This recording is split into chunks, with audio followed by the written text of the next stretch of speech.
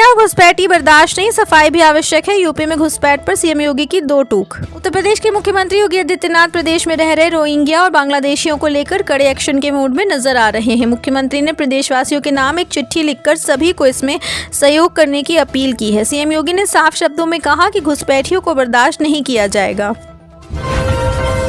UP में पड़ने वाली है कड़ाके की सर्दी, गलन भरी ठंड और कोहरे के साथ कई जिलों में गिरेगा तापमान। उत्तर प्रदेश में मौसम बदलने वाला है, जिससे कड़ाके की ठंड पड़ने की संभावना है। मौसम विभाग के अनुसार पश्चिमी विक्षोभ के कारण तापमान में भारी गिरावट आएगी, जो 5 डिग्री सेल्सियस तक पहुंच सकता है। शीतलहर चलने की भी आशंका है। लोगों को ठंड से बचने और किसानों को अपनी फसलों को बचाने के लिए सलाह दी गई है। सीएम योगी ने यूपी वालों से चिट्ठी लिखकर मांगा सहयोग, कहा किसी भी कीमत पर बर्दाश्त नहीं, पहले पूछे पहचान। उत्तर प्रदेश के मुख्यमंत्री योगी आदित्यनाथ ने राज्य में अवैध रूप से रह रहे नागरिकों के खिलाफ सख्त कदम उठाए हैं। उन्होंने प्रदेशवासियों से घुसपैठियों की पहचान करने में सहयोग मांगा है। सरकार ने रोहिंग्या और बांग्लादेशी घुसपैठियों के खिलाफ कार्रवाई शुरू कर दी है और संदिग्ध नागरिकों को डिटेंशन सेंटरों में भेजने की तैयारी है। मेरठ में भी डिटेंशन सेंटर बनाने के आदेश दिए गए हैं।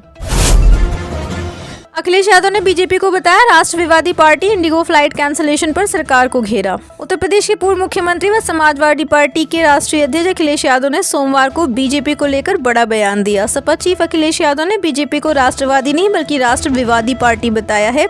अखिलेश यादव के इस बयान से यूपी का सियासी पारा चढ़ना तय है। पूर्व सीएम अखिलेश यादव ने कहा कि बीजेपी अपने आप राष्ट्रवादी पार्टी बोलते हैं, लेकिन राष्ट्रविवादी पार्टी है।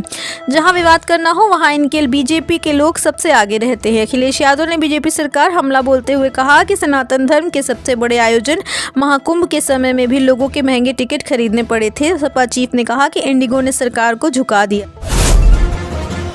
एक भी सही वोट बचे ना, गलत बने ना, तय करें जनप्रतिनिधि। मुख्यमंत्री योगी ने एसआईआर की समीक्षा में दिए निर्देश। उत्तर प्रदेश के मुख्यमंत्री योगी आदित्यनाथ ने जनप्रतिनिधियों को निर्देश दिया कि वे सुनिश्चित करें कि कोई भी योग्य मतदाता छूटे नहीं और मतदाता सूची में कोई त्रुटि ना हो। उन्होंने एसआईआर की समीक्षा करते हुए मतदाता सूची की शुद्धता पर जोर दिया और जनप्रतिनिधियों से मतदाता जागरूकता अभियान में सक्रिय भूमिका निभाने की अपील की।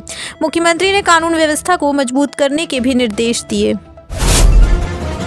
यूपी में अब किराएदारी अनुबंध शुल्क में भारी कटौती, अब पंजीकरण हुआ आसान, मात्र 1000 रुपए में अग्रीमेंट। सरकार ने किराएदारी अनुबंधों को बढ़ावा देने के लिए स्टाम्प शुल्क में 90% तक की कमी की है, जिससे राजस्व बढ़ने की उम्मीद है। पहले शुल्क अधिक होने से अनुबंध कम होते थे और विवाद बढ़ते थे। अब शुल्क कम होने से अधिक लोग पंजीकरण कराएंगे, जिससे पारदर्शिता बढ़ेगी और निबंधन विभाग की आय में वृद्धि होगी। सरकार लोगों को अनुबंध कराने के लिए प्रोत्साहित कर रही है।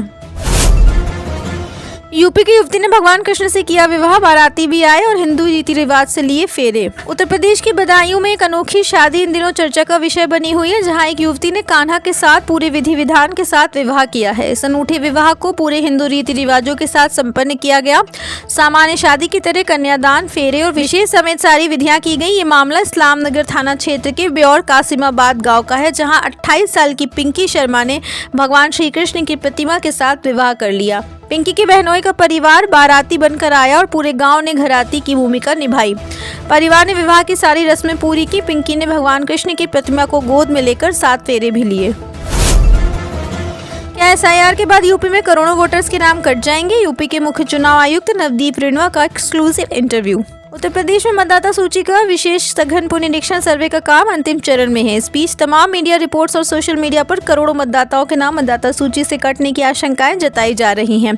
रामपुर में एसआईआर के दौरान गलत जानकारी देने पर एक एफआईआर भी दर्ज हुई है। इन तमाम मुद्दों पर यूपी तक ने यूपी मुख्य निर्वाचन अधिकारी नवदीप रेणुआ से बात की है। उन्होंने स्पष्ट किया कि चुनाव आयोग का प्रयास है कि कोई भी वास्तविक और जेन्युइन मतदाता न छूटे। बड़ी खबर यह है कि इसके लिए एसआईआर की डेडलाइन बढ़ाने पर भी विचार किया जा सकता है। लोकसभा में अखिलेश यादव बोले, आजादी की लड़ाई में वंदे मातरम ने दी असीम ऊर्जा। राष्ट्रगीत वंदे मातरम के 150 वर्ष पूरे होने पर प्रधानमंत्री नरेंद्र मोदी के साथ ही अन्य नेताओं ने लोकसभा को संबोधित किया। इस अवसर पर समाजवादी पार्टी के अध्यक्ष अखिलेश यादव ने भी सदन में वंदे मातरम पर चर्चा की। कन्नौज से लोकसभा सदस्य अखिलेश यादव ने कहा कि देश की आजादी में वंदे मातरम ने क्रांतिकारियों को असीम ऊर्जा दी और देश का आजादी में इसका बड़ा योगदान है। योगी सरकार का अवैध नशे पर बड़ा प्रहार, कोडीन के दुरुपयोग पर 128 फर्मों पर एफआईआर। योगी सरकार ने प्रदेश में नशे के सौदागरों के खिलाफ कड़ी कार्रवाई की है। एएनटीएफ और खाद्य सुरक्षा एवं औषधि प्रशासन ने संयुक्त अभियान में लाखों की अवैध नारकोटिक दवाएं जब्त की हैं और 128 एफआईआर दर्ज की है। कई अवैध नशे के सौदागर गिरफ्त किए गए हैं और 2 दर्जन से अधिक मेडिकल स्टोर्स पर कोडीन युक्त सिरप की बिक्री पर रोक लगाई गई है।